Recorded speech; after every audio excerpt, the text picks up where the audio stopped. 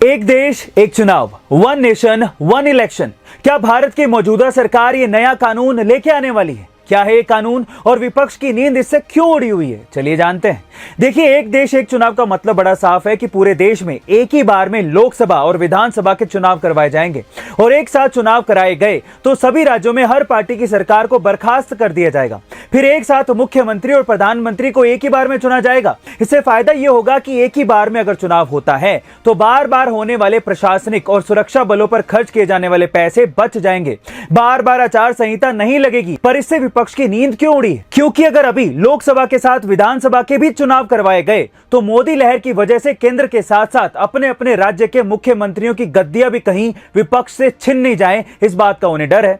और इससे विपक्ष का इंडिया अलायंस भी बिखर जाएगा, क्योंकि उन्हें यह समझ ही नहीं आएगा कि वो मोदी के खिलाफ लड़े या फिर अपने अपने राज्य को बचाने के लिए। गाइस, पर जो भी हो रहा है हमारे भारत देश के भले के लिए हो रहा है और हमें इसका सपोर्ट करना चाहिए, क्योंकि पैसे तो हमारे ही बचेंगे। एक बार एक रिपोर्टर ने बिल गेट्स से पूछा कि सर, आप इतने अमीर कैसे बन गए? आपकी इस अमीरी के पीछे का राज क्या है? इस पर बिल गेट्स ने बिना कुछ कहे अपनी जेब से चेकबुक निकाला और रिपोर्टर से बोले, इसमें से एक चेक निकालो और जितना चाहे अमाउंट भर लो और वो चेक तुम रख लो। इस पर रिपोर्टर एकदम से हड़बड़ा गया। उसे लगा शायद बिल गेट्स गुस्सा हो गए। उसने कहा, नहीं सर, मुझे पैसे नहीं चाहिए, आप बस आपकी इस अमीरी का राज बता दीजिए। इस पर बिल गेट्स ने फिर से रिपोर्टर से कहा, इसमें से चेक निकाल लो, तुम अभी अमीर बन जाओगे। रिपोर्टर फिर से बोला, नहीं सर, मैं पैसे नहीं मांग रहा हूँ, आपकी सलाह मांग रहा हूँ। इस पर बिल गेट्स ने कहा, मैंने तुम्हें अभी अभी अमीर बनने का एक मौका दिया था, लेकिन तुमने उस मौके का फायदा नहीं उठाया और मैं कभी भी मौका नहीं छोड़ता, इसलिए आज मैं इतना अमीर हूँ। गाइस, इसीलिए कहा जाता है कि सही समय पर सही निर्णय लेना बड़ा जरूरी है। भारत की एक ऐसी रहस्यमयी झील जिसके अंदर अरबों रुपए का सोना छिपा हुआ है, लेकिन आज तक कोई भी उस सोने को निकाल नहीं पाया है। कहाँ है ये झील और आज तक वहां से सोना क्यों नहीं निकाल पाए? चलिए जानते हैं। गाइस, ये झील है हिमाचल प्रदेश के मंडी जिले के पहाड़ और घने जंगल से घिरी हुई कमरू नाग झील। इस झील का नाम कमरू नाग देवता के नाम पर रखा गया है। ऐसा माना जाता है कि महाभारत के समय खुद भीम ने इस झील का निर्माण किया था।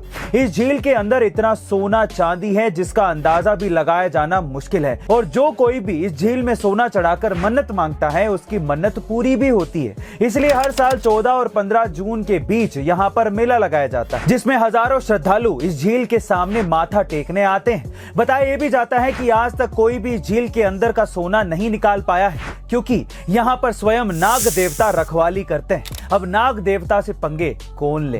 पृथ्वी से मंगल ग्रह पर पहुंचने में पहले 7 महीने का समय लगता था, लेकिन नासा का यह दावा है कि अब 45 दिनों में ही मंगल ग्रह पर पहुंचा जा सकता है। कैसे? चलिए जानते हैं। देखिए, पृथ्वी से 5.5 करोड़ किलोमीटर की दूरी पर मौजूद इस लाल ग्रह ने सबको अपनी तरफ आकर्षित करके रखा है, क्योंकि मंगल ग्रह पर ऑक्सीजन, नाइट्रोजन, कार्बन और हाइड्रोजन जैसे तत्व मौजूद हैं। पृथ्वी से मंगल ग्रह के बीच करोड़ों किलोमीटर की दूरी के चलते मंगल ग्रह पर पहुंचने के लिए लगभग 7 महीने का समय लगता था, लेकिन अब नासा के इनोवेटिव एडवांस्ड कॉन्सेप्ट प्रोजेक्ट के तहत NASA bio model nuclear thermal rocket बनाने की कोशिश कर रहा है। इस रॉकेट में परमाणु ऊर्जा का इस्तेमाल किया जाएगा, जिससे परमाणु रिएक्टर लिक्विड हाइड्रोजन को गर्म कर देगा और इससे आयनाइज्ड हाइड्रोजन यानी कि प्लाज्मा बनेगा, जो रॉकेट की रफ्तार बढ़ाने में मदद करता है। और इसी तेज रफ्तार से मंगल ग्रह और पृथ्वी के बीच की दूरी 7 महीने की बजाय 45 दिनों में ही तय कर ली जाएगी।